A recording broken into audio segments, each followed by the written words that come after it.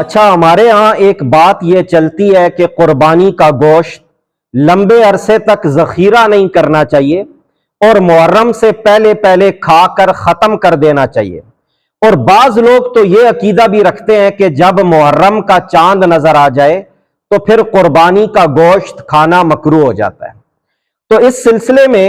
شرعی تفصیل یہ ہے کہ جب شروع میں مسلمان نادار تھے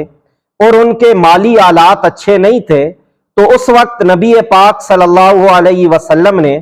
قربانی کرنے والوں کو گوشت ذخیرہ کرنے سے منع فرمایا تھا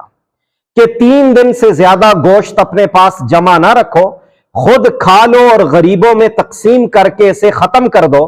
تاکہ تمہاری قربانی کے گوشت سے غریبوں کی مدد ہو جائے۔ لیکن جب بعد میں وسعت ہو گئی اور مسلمانوں کے حالات اچھے ہو گئے تو پھر یہ حکم منسوخ ہو گیا اور آپ صلی اللہ علیہ وسلم نے فرمایا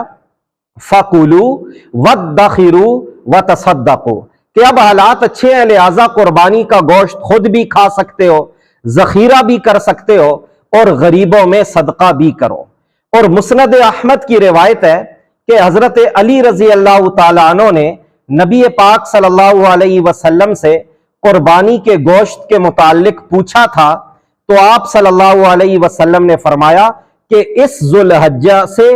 اگلی ذوالحجہ تک یعنی پورا سال بھی قربانی کا گوشت کھا سکتے ہو۔ تو ان دلائل سے معلوم ہوا